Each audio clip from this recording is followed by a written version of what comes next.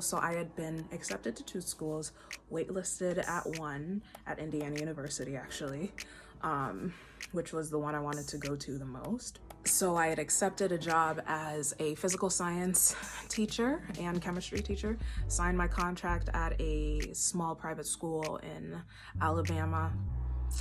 Get a call, I'm accepted to Indiana. 2 weeks later, I'm starting med school. So the first year, little fish, big pond. It was a big adjustment. I was like, I don't know if I can do this. And, but it went well, did the first year.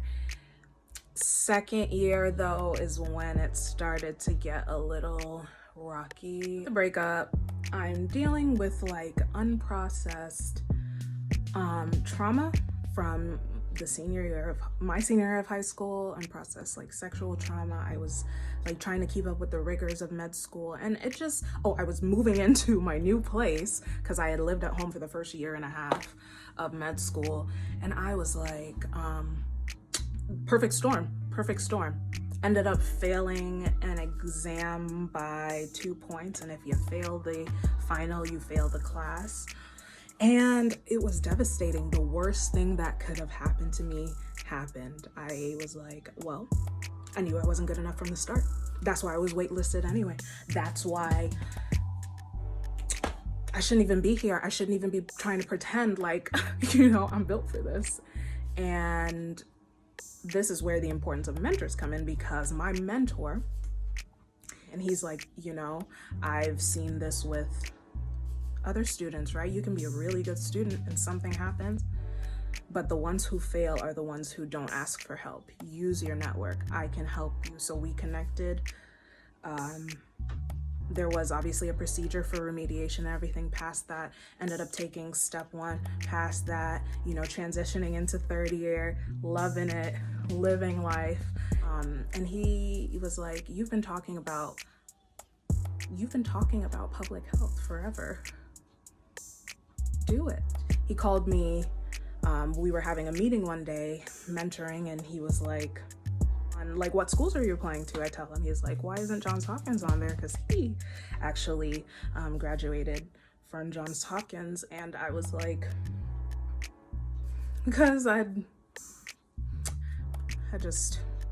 me already shell-shocked from like the med school journey. I was like, yeah, I was kind of going for, he's like, you could get in. I was like, Bill Gates. He's like, apply. I'm like, okay. And not only that, he was like, and I'll write you a letter of recommendation. And, I don't know, one of those moments where you feel God like, just pushing you like, okay, you don't think you can do it? Well, this is what I'm going to do. I'm going to show you that you are built for this, that you are made for this, and that, the things that you view as inadequacies, I can turn them into strengths. It was just like, okay, step out on faith. And, I came to Baltimore, met some amazing people, and taking leadership roles, interacting with administration, being on SOURCE, student governing board, just being a part of events, planning, like really being at the forefront, like taking all these amazing classes. I thought that I wasn't even good enough to be in this space, and then turns out like I more than deserve to be in this space, and actually thrived in this space and have a better understanding of what I want to do for my career. The importance of mentorship and connecting with your network and advocating for yourself.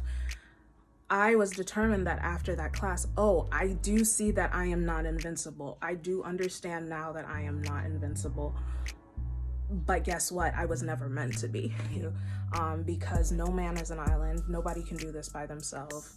And it speaks to, the importance of a network and of mentors and of people who believe in you, and staying connected to those people and giving them updates when you make it to the place that you're supposed to.